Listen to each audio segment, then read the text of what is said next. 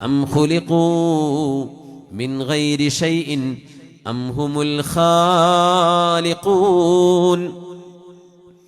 أم خلقوا من غير شيء أم هم الخالقون أم خلقوا السماوات والأرض أفلا يوقنون أم عندهم خزائن ربك أم هم المسيطرون. ഇത് നിരീശ്വരവാദികളോട്, സന്ദേഹവാദികളോട്, പടച്ചവനെ നിഷേധിക്കുന്നവരോട്, പ്രപഞ്ചത്തിനൊരു കാരണമില്ല, ഒരു സൃഷ്ടാവില്ല എന്ന് പറയുന്നവരോട് അള്ളാഹു ചോദിക്കുന്ന ചോദ്യമാണ്. 21-ാം നൂറ്റാണ്ടിലെ യുക്തിവാദി ചോദിക്കുന്ന ചോദ്യമെന്തോ അതേ ചോദ്യമാണ് 6-ാം നൂറ്റാണ്ടിലും ചോദിച്ചത്. അതിന് അള്ളാഹു നൽകുന്ന മറുപടിയാണിത്. യുക്തിവാദം, കുഫർ ഖൽബിലേക്ക് കയറിപ്പോയിരുന്ന ജുബൈർ ഇബ്നു മുത്ഇം എന്നവർ ഈമാനിന്റെ വെളിച്ചത്തിലേക്ക് വന്നത് ഈ 3 ആയത്തുകൾ കേട്ടപ്പോഴാണ്. അം ഖുലിഖൂ മിൻ ഗൈരി ശൈ അം ഹുമുൽ ഖാലിഖൂൻ.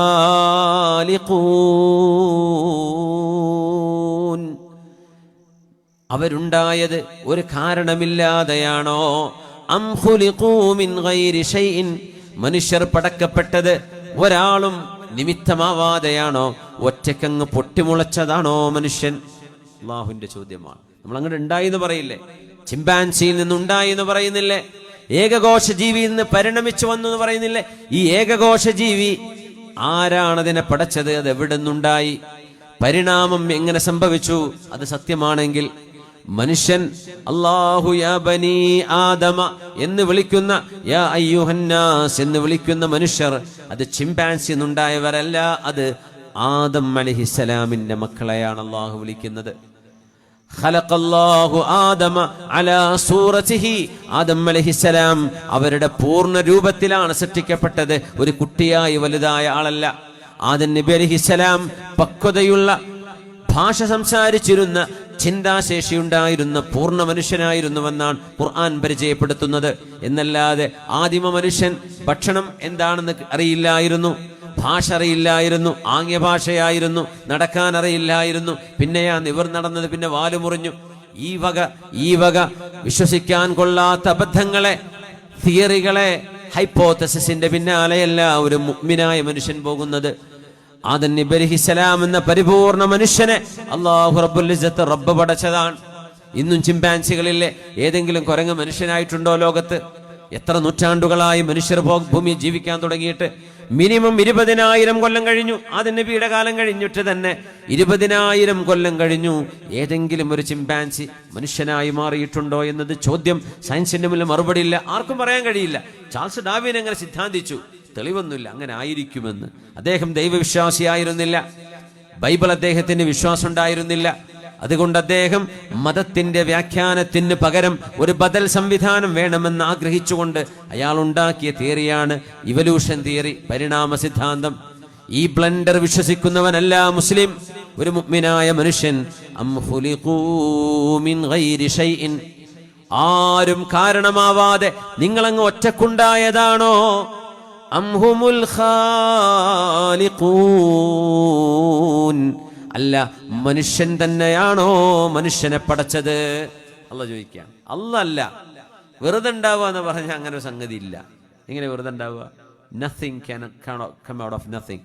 അങ്ങനെ സംഭവമില്ല. ഒന്നുമില്ലായ്മയിൽ നിന്ന് എന്തെങ്കിലും ഉണ്ടാവുമോ? ഉണ്ടാവില്ല. ഒരു കാരണം വേണം, ഒരു റീസൺ വേണം. കോസ് ആൻഡ് ഇഫക്റ്റ് എന്ന് പറഞ്ഞ സംഭവമുണ്ട്. Cause and effects. ഒരു ഇഫക്റ്റ് ഉണ്ടാവണമെങ്കിൽ അതിന് കോസ് വേണം, ഒരു കാര്യം നടക്കണമെങ്കിൽ അതിന് സബബ് വേണം. ഇത് ആർക്കാ മനസ്സിലാവാത്തത്?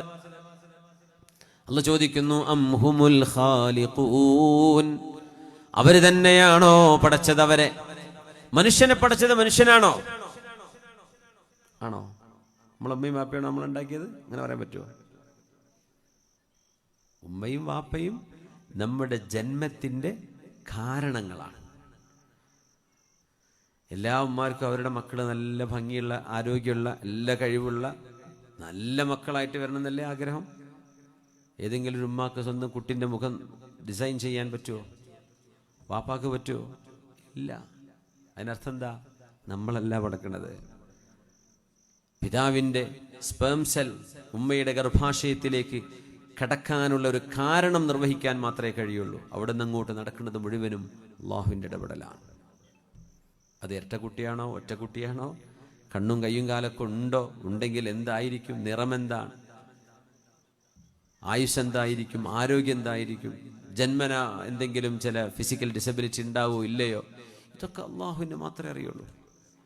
സ്കാനിങ് ചെയ്ത് കാണേണ്ട സമയമാകുമ്പോൾ ഡോക്ടർമാർ പറയും ജെൻഡർ മനസ്സിലാക്കി തരാൻ പറ്റും, ഇത് ബോയ് ആണോ ഗേൾ ആണോ. നമ്മളാണോ പഠിച്ചത്? നമ്മളല്ല. പിന്നെയോ? അപ്പം ആരാ? നമ്മളല്ല, ശാസ്ത്രമൊന്നുമല്ല മനുഷ്യനെ പഠിച്ചത്. ജീവനില്ലാത്തൊരു സാധനത്തിൽ നിന്ന് ജീവനെ എടുക്കാൻ മനുഷ്യന് ഇതുവരെ കഴിഞ്ഞിട്ടില്ല. ജീവനുള്ള ഒരു സാധനം കിട്ടി അതിനെ ഡെവലപ്പ് ചെയ്യാൻ പറ്റും. പക്ഷേ ഇല്ലായ്മയിൽ നിന്ന്, അതിമിൽ നിന്ന്, ശൂന്യതയിൽ നിന്ന് ഒരു വസ്തുവിനെ ഉണ്ടാക്കാൻ മനുഷ്യന് ഒരിക്കലും കഴിയില്ല.